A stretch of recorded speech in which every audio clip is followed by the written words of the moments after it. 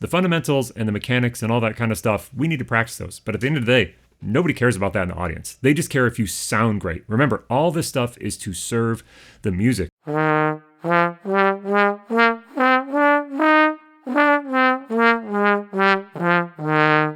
This is the sound of the vast majority of students that come to me for their first trombone lesson. Now, even if they have some other aspects of their playing together, articulation is almost never one of them. So today we're going to dig into some of the mechanics of how we can master this most often overlooked fundamental. What's going on, everyone? Thanks for joining me this week. Shawn here as always. So why do I say this is the most overlooked fundamental? Everybody wants to practice sound. Everybody wants to practice range. Everybody wants to practice flexibility and response issues. Nobody wants to practice their single tongue because they think they've got it together.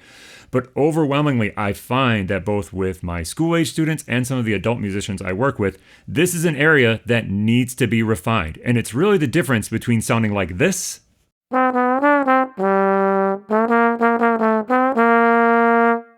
and this.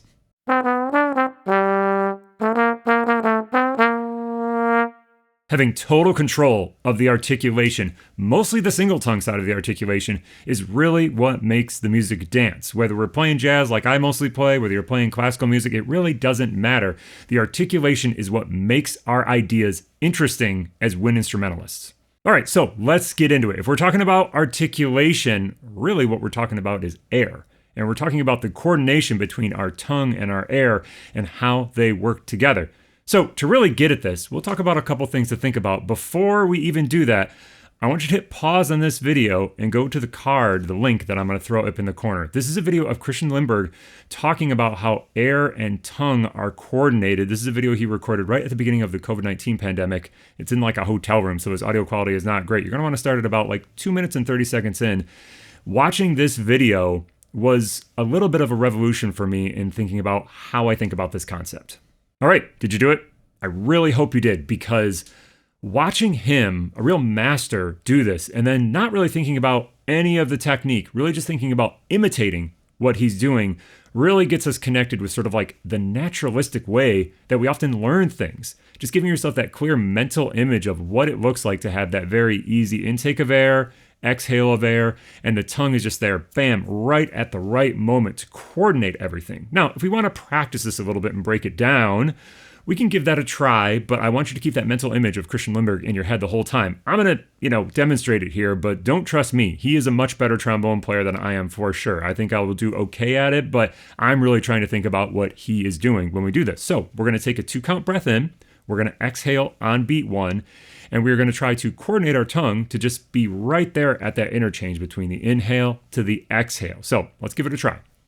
Ready? I'll give us 1, 2. We'll be breathing in on beat 3 and beat 4. Make sure you're focusing on breathing for all of beat 3 and beat 4, having no pause before you exhale. Here we go. Ready? 1, 2.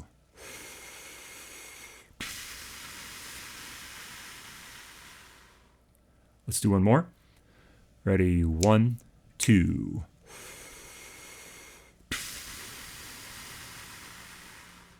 So I'm not so sure that either of those was super great on my end. I'm going to do one where I don't tongue at all just to check my air. Let's try it like that.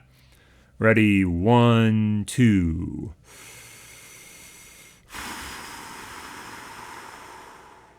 That felt a little better. I'm going to try to add my tongue back in. Ready? 1, 2.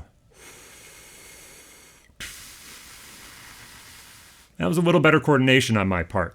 So this type of exercise can really get you at this most important moment. So many problems happen for us as brass players on that interchange between the inhale of air to the exhale of air. I wouldn't say I have this perfected, but I work on it constantly to try to get this better. And since I started working on it as a regular part of my practice, I've definitely noticed improvement in this area. So before you even worry about like what syllables to use or where your tongue is touching in your mouth, you have to have this fundamental of air and tongue and the interchange worked out. If we have our air working, let's talk about the other mechanic that's going on here, actually what our tongue is doing inside of our oral cavity.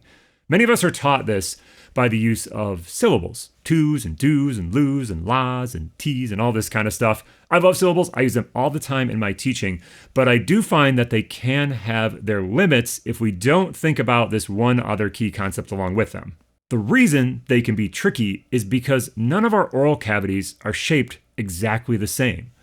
I really love to think about a to or a do, probably more like a do, D-O, is my sort of default setting of how I feel what my tongue is doing versus the vowel shape.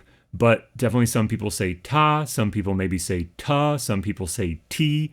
Maybe some people for a legato tongue like to use an L syllable, lu, lu, lu, lu, lu. I tend to favor in that direction if I really want super smoothness. Maybe some people have more success with a little bit more of a soft D syllable. So there's all these different options. I would really encourage you to experiment with them, kind of find the ones that feel like they work for you, while also keeping in mind what we're really trying to achieve with these syllables is what we would call a touch and seal. This touch and seal thought process is hopefully going to get you thinking that your tongue works a little bit like a very fast-moving valve that is going to regulate the air. It touches the roof of the mouth, closes the airway. The air, in a fundamental sense, is always trying to move. It's sort of like behind your tongue, maybe piling up if you hold that tongue a little too long or if you're trying to create an accent. And then when the tongue gets out of the way, again, very quickly, the air flows and the note is created. So to kind of get in touch with this touch and seal, I want you to feel right from the tip of your teeth with the tip of your tongue back, slide it back along the back of your teeth and onto the roof of your mouth. You'll feel right after where your teeth and the roof of your mouth meet that it probably feels a little bit hard. Do that for me right now. And just touch there. Don't press. We're not pressing. We're just touching. For me, I almost feel like there's a little ridge there before my mouth. If I keep going back, goes up a little bit more. That's like your hard palate right there. If you keep going back, you might get to your soft palate.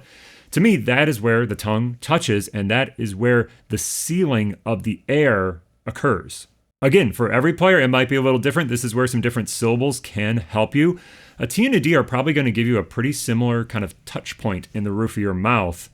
So you got to kind of figure out what works best for you. To find this, let's just do a little experiment. We're going to take a breath, we're going to blow our air, and then I'm going to cue you to close your tongue and let that tongue seal. The air is going to continue to try to move. We're going to leave it closed for just a moment, then I'm going to cue us to open, and we're going to feel that air flow. It should be immediate stoppage and immediate flow. So here we go. Good breath in, 2, 3.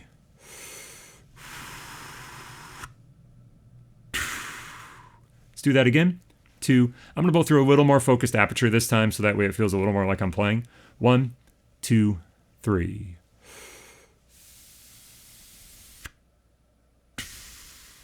So we have a couple of them in a row this time, and see if you can feel where the optimal place of sealing the airway occurs. Remember, we're just touching. It's just very, very light. You don't want to press. That's going to introduce tension into your tongue, which is going to cause problems. Let's give it a try. We'll do a couple of them. I'll cue us to open and close, or close and open as it may be. Ready? 1, 2, 3.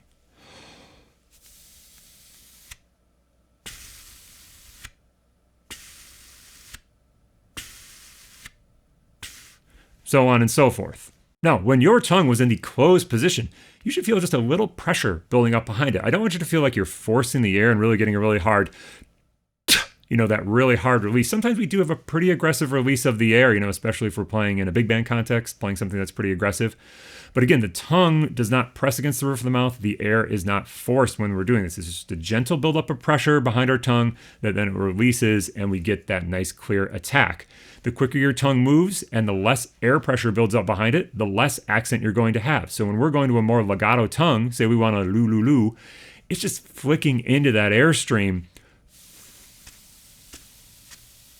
barely dampening the air. I actually don't really think that the tongue placement is that different. Some people may think that, and you may find success doing that. But for me, the tongue placement is basically identical. It's all about how long that tongue is closed or open, which I'm not really thinking about. I'm really thinking about what is the end result that I want and feeling that tongue touch the roof of my mouth to achieve that. Then finally, before we actually put this onto our horn, let's just do the exact same exercise, but do it in a much more quick way, which actually reflects the way we actually play. If we said that the note was, 100 milliseconds long or something like that, just as a case in argument, the tongue is actually touching the roof of the mouth for an incredibly short amount of time, just a couple of milliseconds in most cases. So it has to move very, very quickly to achieve that nice clarity of start of the note. So let's give that a try. We're just going to do quarter notes. So we're going to take a breath. We're going to blow 4 quarter notes with this sort of tongue. Here we go. Let's give it a try. 1, 2, 3. Again, this might suck the air out of you a little faster. I'm going to try to take a better breath this time so I have a little more air to use. Ready? 1, 2, 3. Very quick. If you feel like you're hearing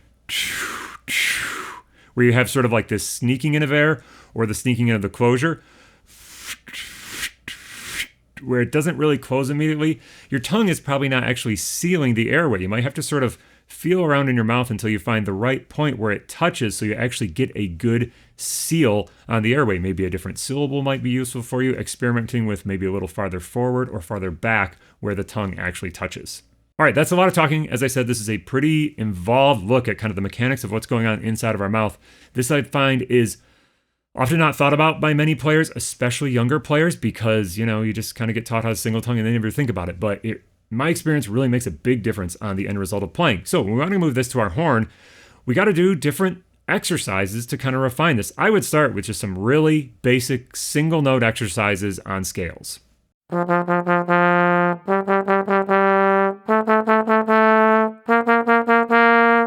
I really favor a little longer notes, focusing on a clear start to the note, because I really want to make sure my air is moving through this entire note in sort of a basic sense. However, you would also want to practice this, maybe a legato, maybe staccato, all that sort of stuff to make sure you have control over all the different note lengths you need.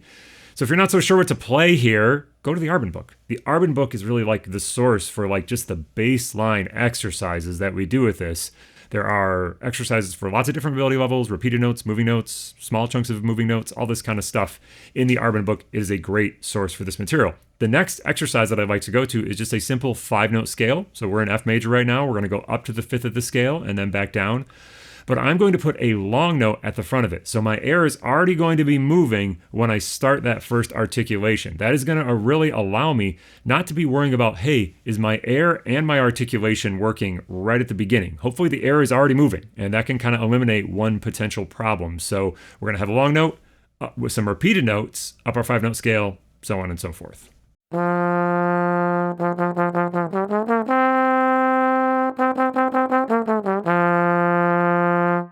In addition to that initial attack, be very careful with the first note that you move on. I constantly find that I'm really struggling to get good clarity on that first note, especially here in F, where you have a relatively long slide position movement from 1st to 4th. That can be a real trap where the articulation maybe is not as clean. I'll have to go back and listen to this when I edit it together to see if I was achieving clarity or if I was having that small issue. From there, we move it into improvising if you're somebody like me who's a jazz musician.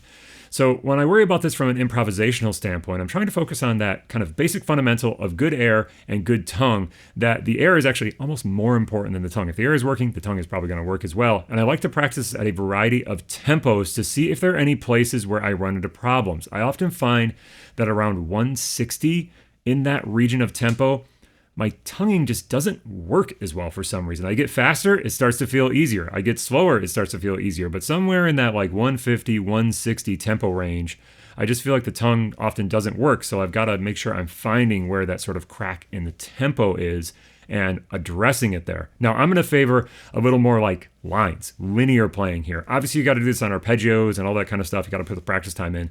But in a general sense, I love to practice this stuff on very sideways motion things, so that way I can really focus on keeping the air flowing across, linear motion or just small jumps.